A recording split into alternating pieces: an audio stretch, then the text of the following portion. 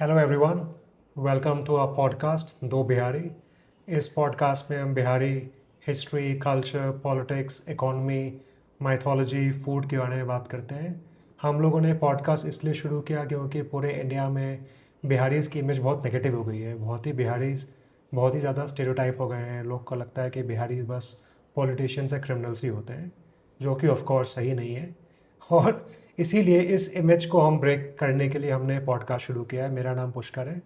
हम अपने लाइफ का फर्स्ट 19 ईयर्स पटना में बिताए और उसके बाद इंडिया और वर्ल्ड में डिफरेंट जगह रहने के बाद लास्ट 3-4 साल से पटना में बहुत समय बिता रहे हैं।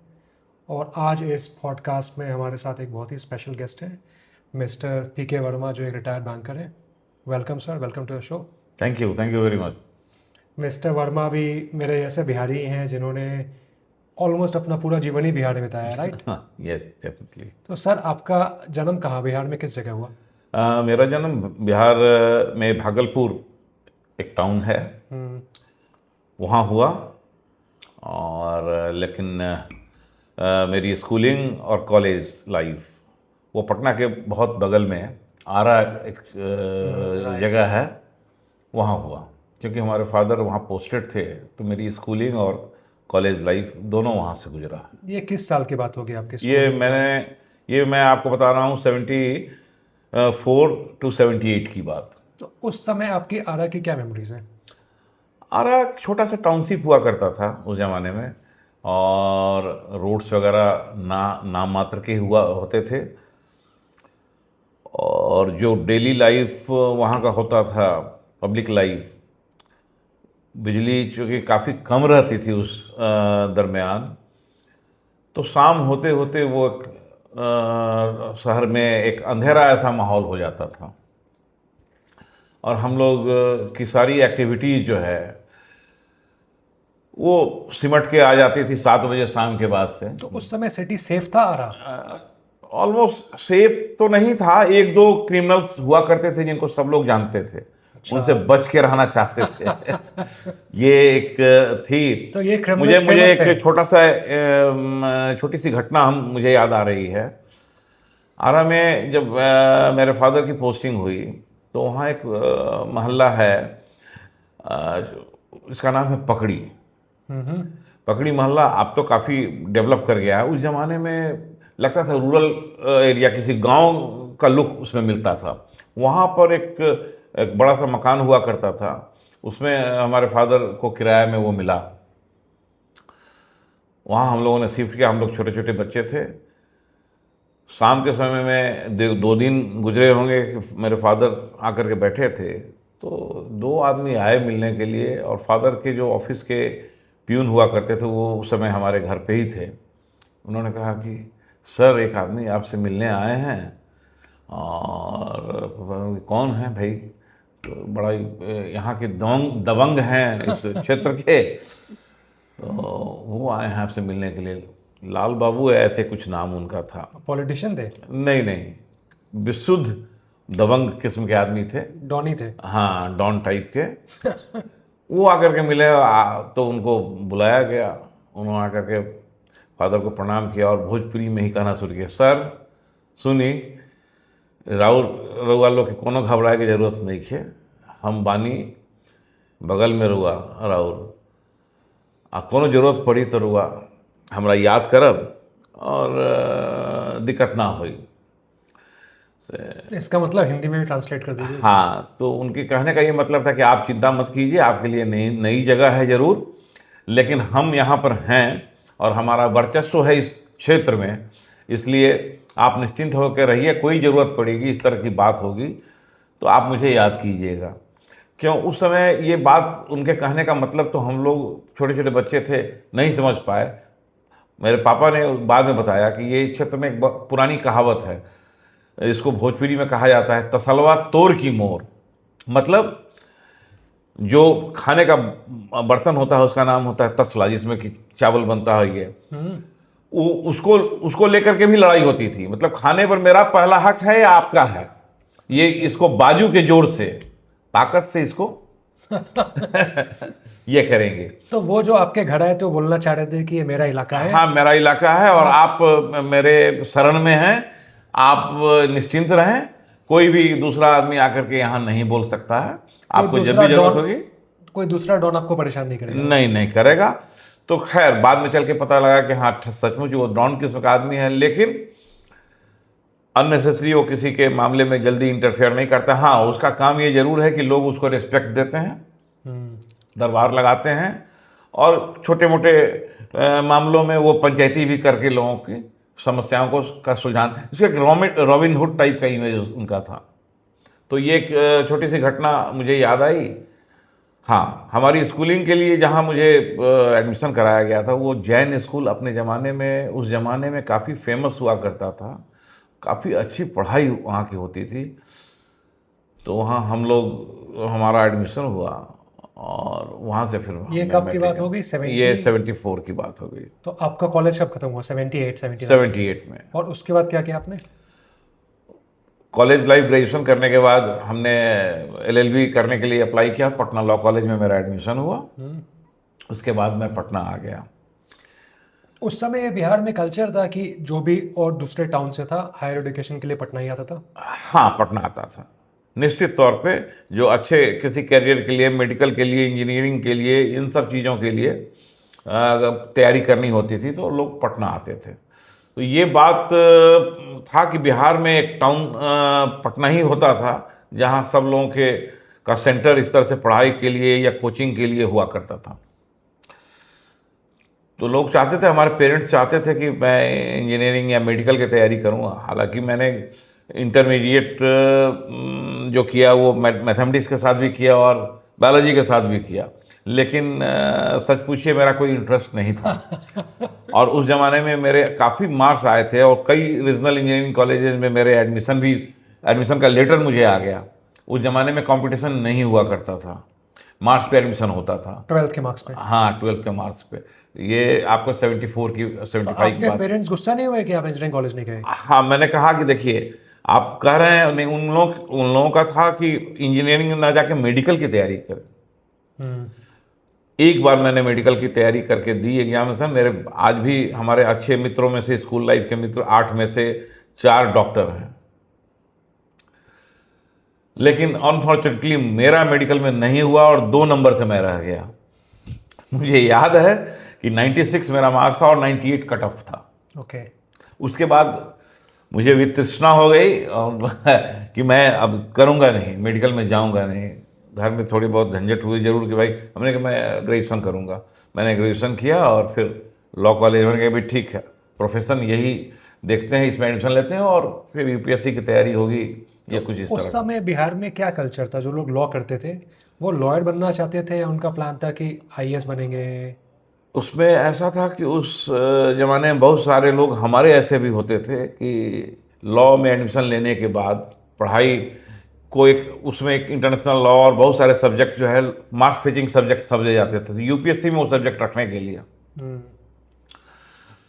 और अधिकतर लोग जिनका बैकग्राउंड था, जिनके फैमिली में ये ऑक्यूपेशन पहले से था एडवोकेसी का, वो लोग एडवोकेट बनने के लिए। तो हमारे साथ तो दोनों चीज़ था। मैं चाहता था कंपटीशन में अपना सब्जेक्ट रखने के लिए मैं आया था, लेकिन मेरा बैकग्राउंड, मेरे 4 ग्रैंडफादर और हमारे फादर एडमिनिस्ट्रेटिव सर्विस में आने के पहले एडवोकेसी कर चुके थे।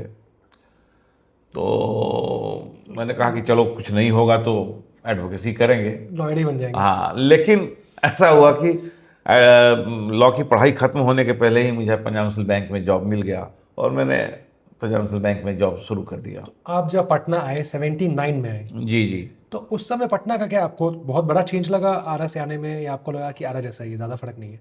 नहीं, एक्चुअली उस समय हमारे फादर की पोस्टिंग आरा से हट करके सहरसा हो गई थी।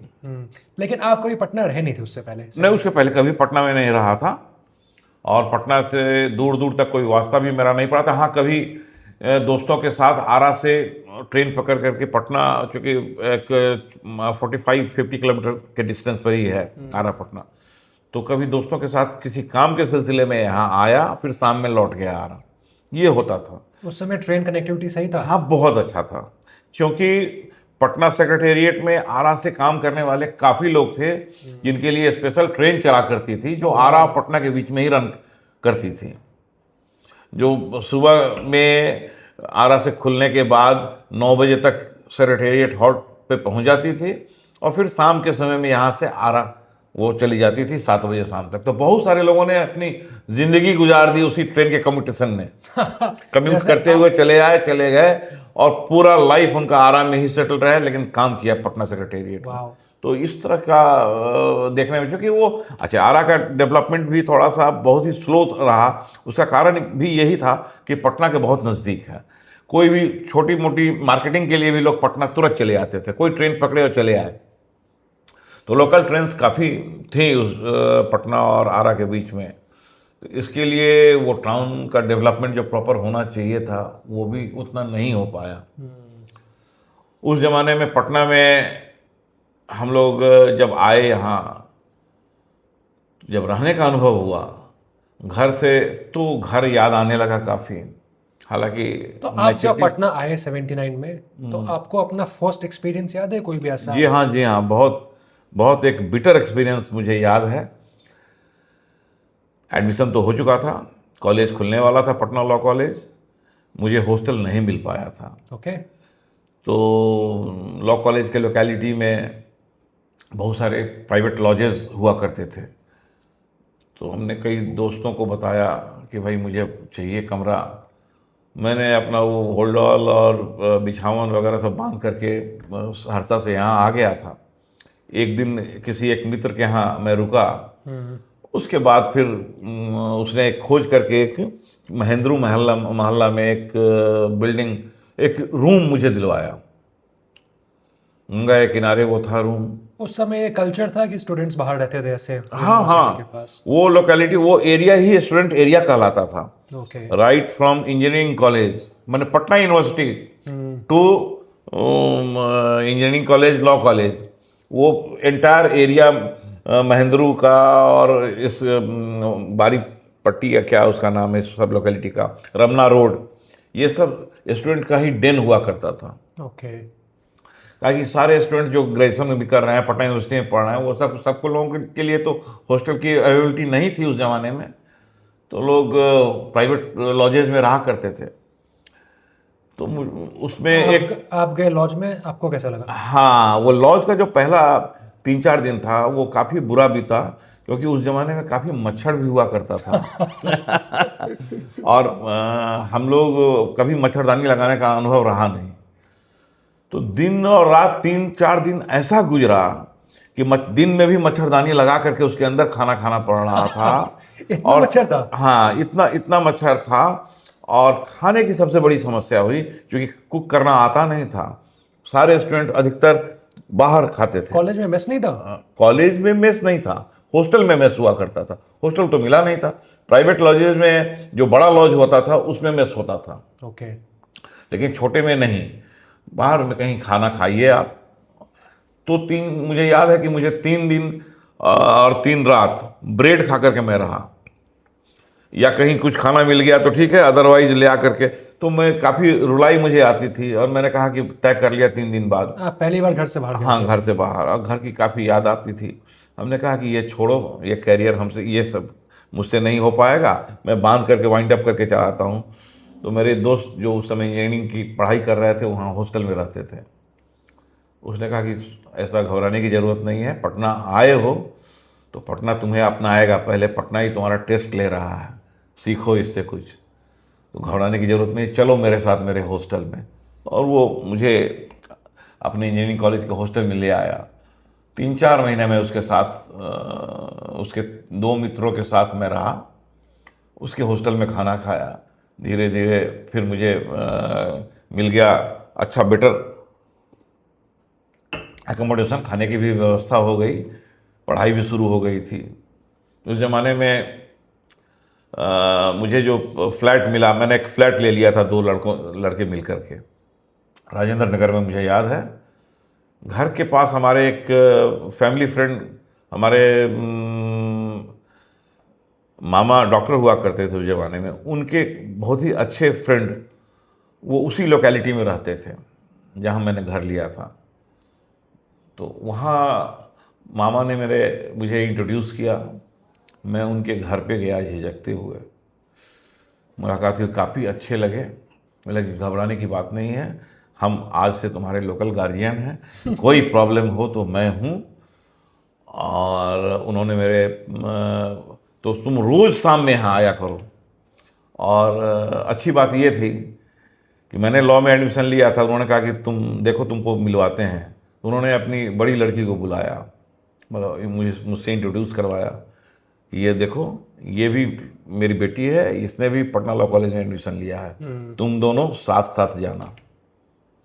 तो एक सिलसिला शुरू हुआ, वो लोकल गार्जियनशिप उनका, धीरे धीरे कब वो हमारे एकदम स्ट्रॉन्ग फैमिली हमारी हो गई, वो एक्सटेंडेड फैमिली, पता नहीं चला। कम से कम तो इस समय ये कल्चर था बिहार में कि जैसे बाहर से कोई आया तो कोई ना कोई उसका पटना में कोई फैमिली या फैमिली खोजते थे लोग, हम लोग खोजते थे, खोजने के क्रम में ये आया। और लेकिन उन्होंने काफ़ी अपनापन से मुझे अपनाया। तो उस समय क्या सोसाइटी ज़्यादा वह बहुत स्ट्रांग बॉन्डेज हुआ करता था तो उस जमाने के सोसाइटी में और गार्जियनशिप में। मुझे तो कभी महसूस ही नहीं हुआ कि मेरे अपने फादर नहीं हैं ये। तो ये कब चेंज होने लगा, ये आपके विचार में? धीरे धीरे ये सारा डिटोरिएशन शुरू हुआ। मुझे लगता है कि जब 1990 के बाद ऑनवर्ड ये सब ज़्यादा डिटोरिएशन शुरू हुआ। तो आप 80s पटना में रहे, अपने पढ़ाई जी की 80s। जी, उस समय पटना यूनिवर्सिटी का कैसा कल्चर था? बहुत अच्छा नाम था पटना यूनिवर्सिटी में, और पढ़ाई का माहौल भी काफ़ी हुआ करता था। मुझे याद है कि मैं 4-5 घंटे पटना का जो सेंट्रल लाइब्रेरी हुआ करता था, काफ़ी रिच हुआ करता था। ओके। और मुझे बुक्स खरीदने की ज़रूरत नहीं पड़ी। वो कॉलेज, वो पटना यूनिवर्सिटी की लाइब्रेरी में मैं बैठ के पढ़ाई करता था, और काफ़ी जीनियस लोग वहाँ से, काफ़ी अच्छे यूपीएससी और सिविल सर्विसेज कंप्लीट करने वाले लोग उसी लाइब्रेरी से पढ़ करके निकले। तो पटना का माहौल, एकेडमिक इन्वायरमेंट जो होता था, काफ़ी बढ़िया होता था उस ज़माने में। आपके पीरियड में लेट 70s 80s में कोई ऐसे फेमस स्टूडेंट पढ़े आपके साथ जो आईएएस बने, या कोई जी हाँ, जी जी जी जी, हमसे दो साल सीनियर हुआ करते थे। तो अमर कुमार आईएफएस हुए, वो मेरा अपना बैचमेट है। वो लड़का जो आईएफएस है, श्रीकांत उपाध्याय, वो भी आईएफएस है। ओके। उसके बाद ये बाला प्रसाद, ये तीनों आईएफएस हैं। तो उस समय ये बहुत स्ट्रॉन्ग कल्चर था पटना में आईएएस आईएफएस का। यस, आज भी है। बिहारी तो है आज भी आप देखेंगे। नहीं, तो ये मैं समझना चाह रहा हूँ, ये कल्चर शुरू कब हुआ कि बिहारी इसको कि एडमिनिस्ट्रेशन जॉब में जाना है? नहीं, ये कल्चर तो काफी, देखिए ऐसा है कि कहा जाता है जरूर बिहारी कुछ कुछ मामलों को लेकर के एक उनको कह लीजिए कि उनके ऊपर में एक दाग लगाने की कोशिश की जाती है, बदनामी, चाहे वो उनके बोलने के स्टाइल हो या बिहेव करने का तरीका हो, राफ साफ रहना इसको कहते हैं। क्लैरिटी, उनके बिहेवियर में क्लैरिटी ज़्यादा होती है, और वो क्लैरिटी बहुत सारे लोग डाइजेस्ट नहीं कर पाते हैं, जिसके कारण लोग ऑड मैन आउट बिहारी इसको करना शुरू करते हैं। लेकिन जो ब्रेन है, फर्टिलिटी जो ब्रेन की है बिहार में ना, जो टैलेंट है, वो कम जगहों में नजर आती है। लेकिन तो ये इतना स्ट्रॉन्ग कल्चर जैसे आपके समय भी था, अभी भी है कि आईएएस बनना है या आईएफएस या सिविल सर्विसेज गवर्नमेंट जॉब, ये आपके फादर के टाइम भी था? हमारे फादर, मेरे फादर पटना यूनिवर्सिटी के 1951 के, जब यहाँ कॉमर्स की पढ़ाई एमकॉम की शुरू हुई थी, उसके फर्स्ट बैच के प्रोडक्ट। ओके। एलएलबी उन्होंने किया पटना लॉ कॉलेज से, वो भी 1953 में। सेम कॉलेज जहाँ से आपने किया? हाँ, जहाँ से मैं कर रहा था। तो मुझे, मेरे लिए एक गर्व की बात थी। तो ये चीज़ है कि जो बिहार में लोग आईएएस आईपीएस, ये इस तरह का, बिहार में आप जाएंगे, बक्सर के पास एक गांव है पांडेपट्टी, ओके, 50% से अधिक फैमिलीज में आपको आईएएस आईपीएस मिलेंगे वहाँ। वाह, इतना स्ट्रॉन्ग कल्चर क्यों इस गांव में आईएएस आईपीएस का? फर्टिलिटी, जो ब्रेन, जो एक पता नहीं इनहेरिट करते हैं, यहाँ के कल्चर में है, यहाँ के मिट्टी में है। आप उस टैलेंट को कैसे छुपा पाओगे? जैसे आप देखोगे आईआईटी भी या मेडिकल भी बहुत बिहारी जाते हैं। बहुत बहुत बहुत बिहारी मिलेंगे आपको। ऊपर भी जाते हैं, सिविल सर्विसेज में भी जाते हैं, क्रैक करते हैं। थोड़ा बहुत ये जरूर होता है, बाहर के लोगों से ज़्यादा करते हैं। अब जो बाद के लेटर पीरियड में जो बिहार में फैसिलिटीज थोड़ा कम होना शुरू हो गया, लोगों का डाइवर्सन हो गया, लॉ एंड ऑर्डर की सिचुएशन ठीक नहीं हुई, तो लोग बच्चे को रिटेन करना यहाँ नहीं चाहते थे। बाहर भेजना शुरू कर बाहर भेजना उन्होंने शुरू कर दिया। Right. जिसके पास थोड़ा बहुत भी बैकग्राउंड है, पैसा है या खेती है, तो वो लोग बच्चों को बाहर भाई तैयारी करो, बाहर जाकर रहो। मेरा एक क्वेश्चन है इस पे, बिकॉज आप जैसे वो, और ये ऑफ कोर्स फैक्ट भी है, एविडेंस भी है इसका बहुत, कि बिहारीज इंटेलिजेंट होते हैं, आईएएस करते हैं, आईआईटी करते हैं, और ये लेकिन आपके ज़माने से या आपके फादर के टाइम से जब ये कल्चर रहा है, बिहार में प्राइवेट इंडस्ट्री क्यों नहीं आ पाई, गुजरात, महाराष्ट्र जैसा, या तमिलनाडु जैसा? मैं आपको उस जमाने की बात बता रहा हूँ, बिफोर 1990s। उस जमाने में आप काफ़ी इंडस्ट्रीज यहाँ हुआ करती थी। थोड़ी गवर्नमेंट इंडस्ट्री तो थी। नहीं, प्राइवेट सेक्टर में भी आप शुगर मिल यहाँ काफ़ी थे। ओके। 16-17 शुगर मिल थे बिहार के अंदर में 90 से पहले। 90 से पहले। वाओ। मॉडर्न चॉकलेट का नाम सुना होगा आपने शायद, मरहौरा में हुआ करता था। छपरा के पास एक जगह है मरहौरा, फैक्ट्री थी उनकी। हाँ, मॉडर्न चॉकलेट फैक्ट्री काफ़ी फेमस हुआ करता था। उसके बाद आप कॉटन मिल हुआ करता था डुमरांव, पटना से बहुत नज़दीक में था। वो सब चलते थे। लेकिन बिहारीज में लेकिन जब से ये डिटोरिएट 1990s के बाद होना वो शुरू तो सही बोल रहे हो, आपके लॉ एंड ऑर्डर बहुत खराब हो गया 90s में। हाँ, लोग यहाँ से माइग्रेट इंडस्ट्री छोड़ करके चले गए। लेकिन जैसे आप अपने टाइम की बात बता रहे हो, 70s या 80s, उस समय भी बिहारी में ये कल्चर नहीं था कि मुझे बिजनेस करना है, या गवर्नमेंट जॉब का बहुत ज़्यादा फैसिनेशन था, राइट? यस, गवर्नमेंट जॉब उसका एक रीज़न है जो हम लोगों के रूट्स में है। यहाँ थोड़ा हम लोग बिलीव करते हैं, जॉइंट फैमिली बिहार में ज़्यादा सरवाइव की, बहुत दिनों तक रही। राइट। तो सब लोग एक दो परिवार फैमिली में, जॉइंट फैमिली में एक दो आदमी सर्विस कर रहा है, दो तीन आदमी खेती कर रहा है, तो इस तरह से वो एक जो बॉन्डेज था चला करता था। उसमें क्या होता था कि बिजनेस करने, आपने पूछा कि बिजनेस करने में लोग क्यों नहीं इंटरेस्ट लेते। गवर्नमेंट जॉब का एक अलग क्रेज था। क्यों क्रेज था?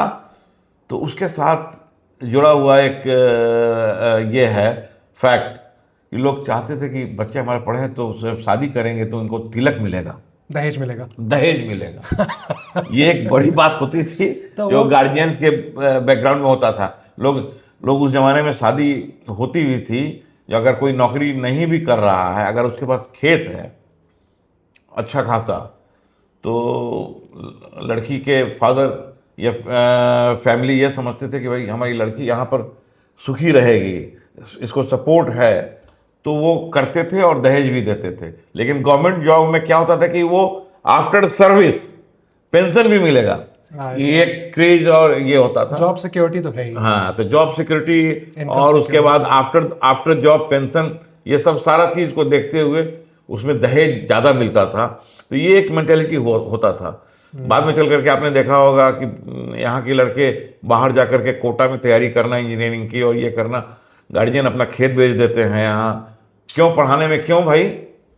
तो इसलिए कि दहेज मिलेगा। मुझे एक वाकया याद पड़ता है, उस ज़माने में मैं नौकरी कर रहा था और पटना के बहुत पास में एक मेरा ब्रांच हुआ करता था, परसा बाज़ार एक जगह है जो पटना टाउन से मुझे लगता है कि 20 किलोमीटर के डिस्टेंस पे है। तो मैं ब्रांच मैनेजर हुआ करता था वहाँ अपने बैंक का, परसा बाज़ार ब्रांच का। एजुकेशन लोन उस समय गवर्नमेंट की तरफ से मिलता था पढ़ाई के लिए। ओके। तो एक गार्जियन मेरे पास आया, उन्होंने बताया कि भाई मैं रेलवे में काम करता हूँ दानापुर में, मेरा बेटा है, उसको एजुकेशन लोन चाहिए इंजीनियरिंग करने के लिए।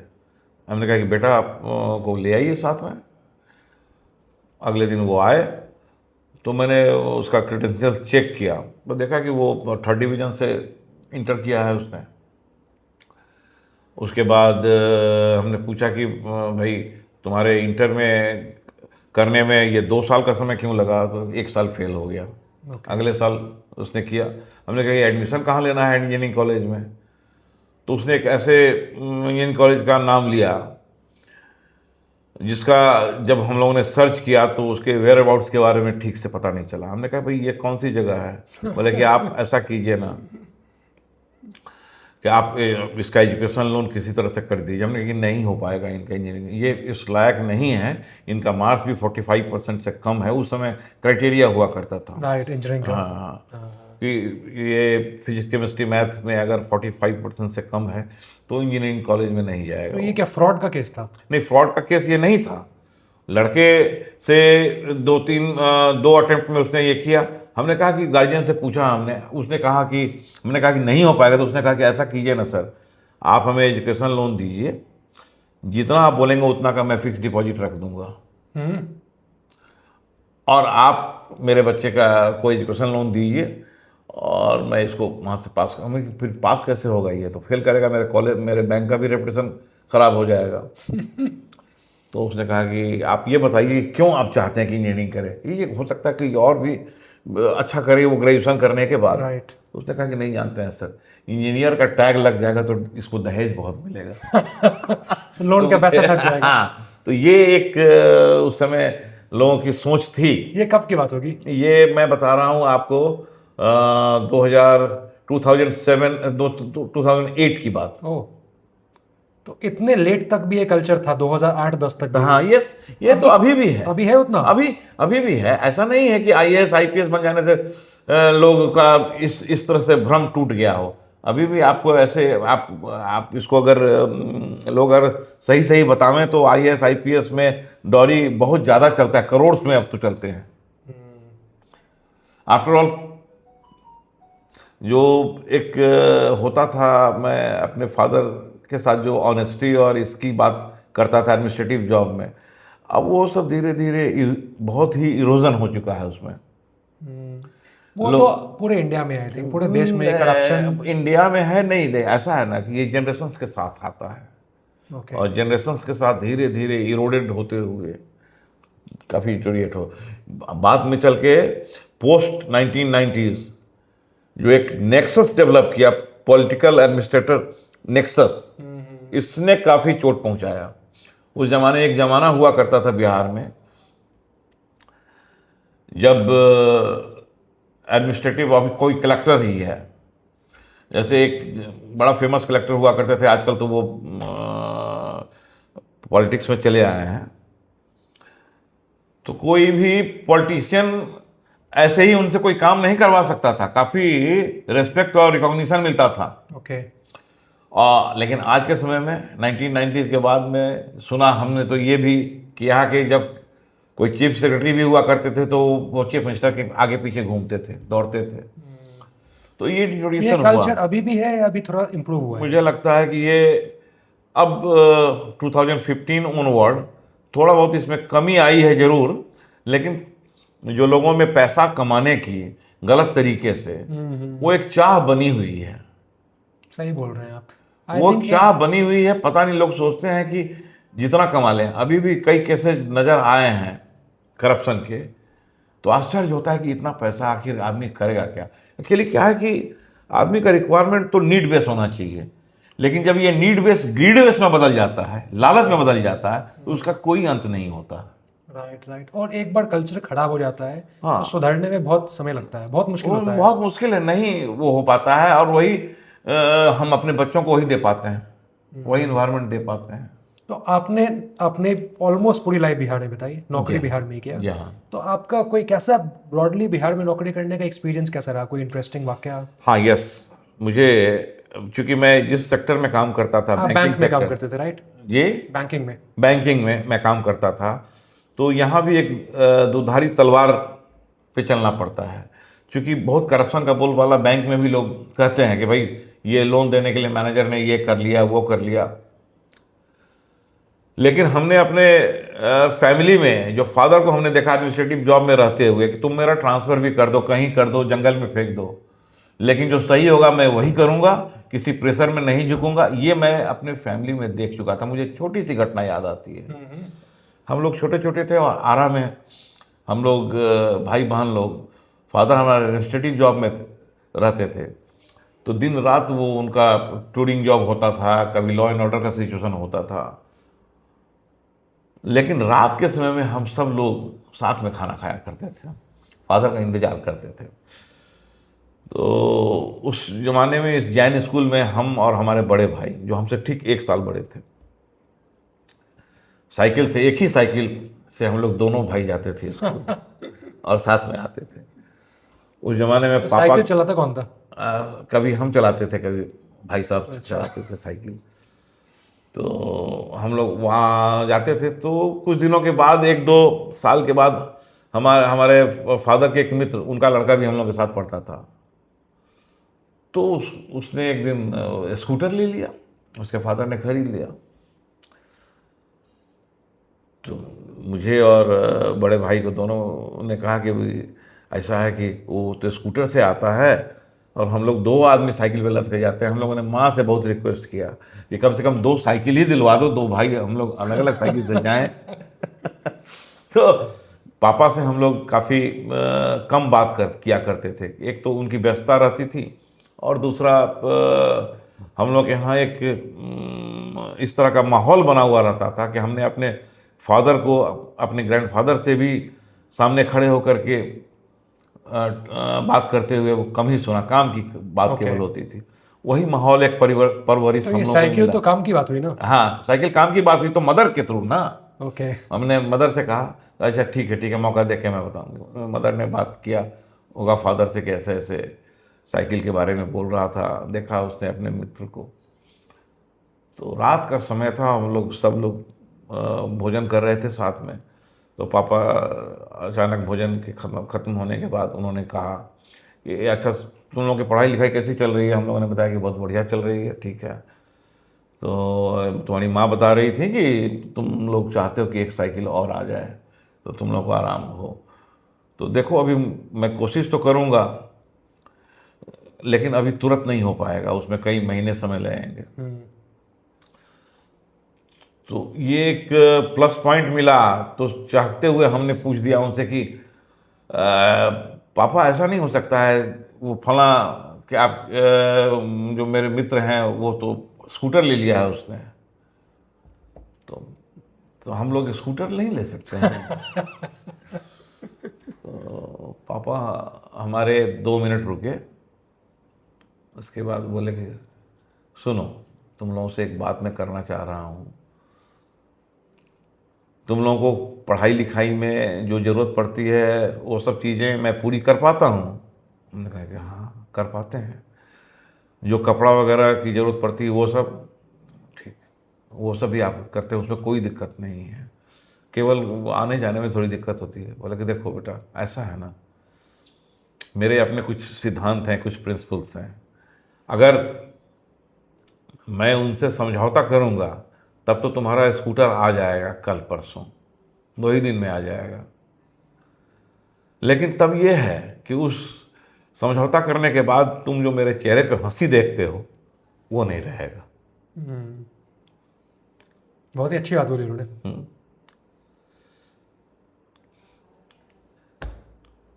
तो ये बात हम लोग को चुभ गई। तो आपने सिद्धांत माना फिर अपनी पूरी लाइफ कि अपने हिसाब से, अपने प्रिंसिपल से काम करेंगे, अपने प्रिंसिपल से काम करेंगे, और जिस तरीके से हमने फादर को देखा है वैसे ही रहेगा।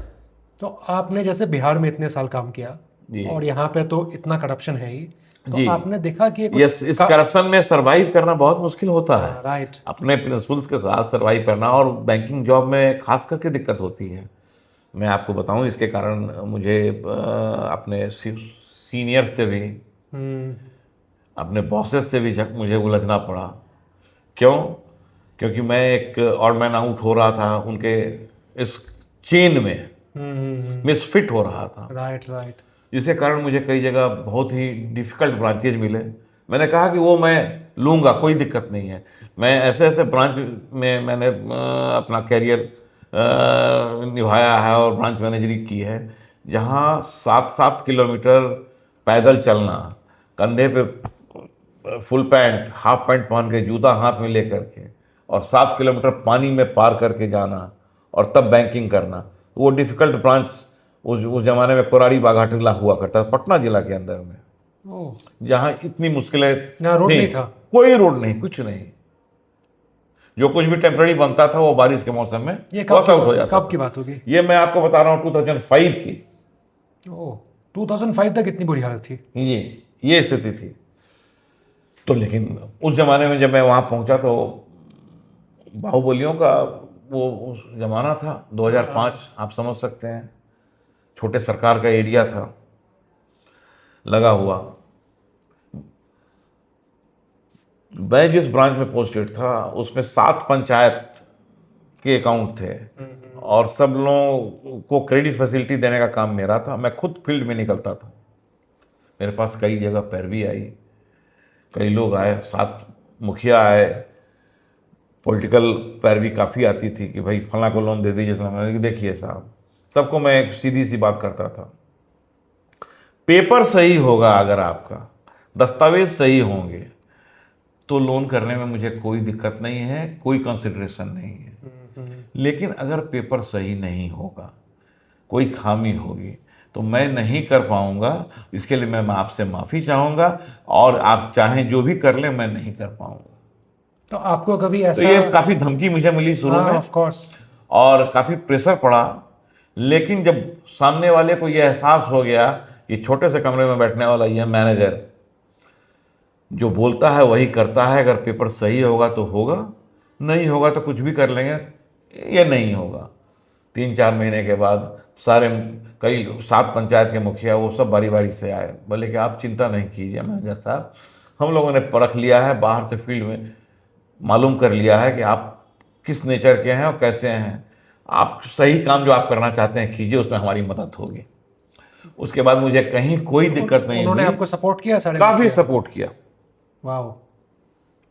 और बैंकिंग सिस्टम में रहते हुए जो हमारे रूल्स रेगुलेशंस थे उसमें रहते हुए मुझे जो कुछ भी मैं उन लोगों का भला कर सकता था या मदद कर सकता था, वो मैंने अपने पूरे इसमें ईमानदारी से मैंने किया। तो काफ़ी डिफ़िकल्ट ब्रांच में मेरी पोस्टिंग चैलेंजिंग ज़रूर रही। मेरे सुपीरियर्स भी हमसे खौफ खाते थे कि भाई इनसे मुझे कोई उम्मीद नहीं है। तो वो बोलते भी थे उस तरह का, इसलिए कभी कभी जो रिक्वायर्ड प्रमोशन मुझे चाहिए था उतना तक मुझे शायद और भी मैं ऊंचा जाता। लेकिन खैर, भगवान ने जो कुछ भी दिया वो सब ठीक ठाक ही दिया, अच्छा दिया। एक इमेज जो मैं बनाने में सफल रहा कि हाँ, ईमानदारी का अभी भी है ज़माना, लोग सरवाइव कर सकते हैं, इस चेन में रहते हुए भी सरवाइव कर सकते हैं ईमानदारी के साथ, अपने जो इंटेग्रिटी है उसको बचाए रख सकते हैं। ये एक बड़ी बात थी मेरे लिए। तो मैं समझता हूँ कि मैंने अपनी ड्यूटी जो डिस्चार्ज की अपने सर्विस पीरियड में, वो ऑलमोस्ट अपने हिसाब से मैंने किया, या अपनी ईमानदारी के साथ किया। Thank you. ये आपने बहुत ही पावरफुल मैसेज दिया है कि आज के ज़माने में भी जी। जहाँ पे लोगों को लगता है करप्शन इतना ज़्यादा है, और है भी, ऐसा नहीं कि हाँ, करप्शन नहीं है जी। इसमें भी, अगर आप ईमानदारी से अपना काम करना चाहें तो आप कर सकते हैं। कभी कभी मुझे लगता है कि जो लोग, मैं कभी कभी फील करता था कि अरे भाई बहुत सारा काम करना है, बच्चों को पढ़ाना, ये मेरे पास तो पैसा नहीं है, कैसे हो पाएगा ये काम। लेकिन पता नहीं रास्ते बना देते हैं। अगर आप अपने ऊपर कॉन्फिडेंस है, आपको विश्वास है, तो आपके लिए मुश्किल वक्त में भी रास्ता आ जाता है। ऊपर वाले पर आप केवल विश्वास रखिए और अपने को स्ट्रांग रखिए, रास्ता अपने आप निकल आता है। हर समस्या का समाधान है। सही बोला आपने। ये मुझे लगता है, और यही पूरे लाइफ में मैंने अपने बच्चों को भी यही सिखाया है। और भगवान की कृपा से सब लोग सेटल्ड हैं, अच्छे हैं। मुझे लगता है कि ये सब हमारे पेरेंट्स, जो कल्चर उन लोगों ने दिया, जो संस्कार उन लोगों ने दिया, वो काफ़ी अच्छा रहा। और इस संस्कार के साथ पैसे होने से सब कुछ नहीं होता है। आप पढ़ाई नहीं कर सकते हो। आपने देखा होगा, नाम लेना उचित नहीं है, लेकिन आपने देखा होगा किस चीज़ की कमी है पॉलिटिकल फैमिलीज में। क्यों बच्चे 8वें फेल हैं और 9वां फेल हैं? राइट। हाँ, पैसे से सब कुछ नहीं हो सकता है। सब नहीं हो सकता है, संस्कार चाहिए। वो संस्कार ही है, वो एक जो अब हम लोगों को खींच के ले जाता है, अपने मिट्टी से जुड़े रहने की प्रेरणा देता है। ये एक बड़ी बड़ी बात है। तो थैंक यू सर। ये आपने बहुत ही अमेजिंग मैसेज पे ये एंड किया कि आज के ज़माने में भी ऑनेस्टी से लोग काम कर सकते हैं। जी हाँ, और निश्चित अगर तौर आप पे ऑनेस्टी से काम करते हैं तो ऐसा नहीं है कि आपके बच्चे नहीं बढ़ पाएंगे या कॉलेज सब हो पाएंगे, कुछ सब हो ही सारा जाएगा। रास्ता खुल जाएगा अपने आप, धीरे धीरे। ये बहुत ही केवल आपको फेथ अपने ऊपर रखना है, सबसे पहले अपने ऊपर, और ऊपर वाले के ऊपर रखिए। हाँ, आपका सारा काम होता जाएगा। डिफिकल्ट टाइम आता है, हो सकता है वो आपका एग्जामिनेशन लेने के लिए आता हो। राइट। हाँ, thank you sir, thank you for a time. Thank you. Thanks everyone Thank for you, watching. thank you, thank you. अगर आपको ये पॉडकास्ट अच्छा लगा तो प्लीज़ इसे लाइक और सब्सक्राइब करें। और जैसा सर ने बोला है कि इतने डिफ़िकल्ट टाइम में भी इन्होंने अपने प्रिंसिपल से कॉम्प्रोमाइज़ नहीं किया। अगर आपका इस बारे में कोई विचार है, अगर आप कोई अपनी स्टोरी शेयर करना चाहते हैं तो प्लीज़ कमेंट सेक्शन में लिखें। Thank you, bye.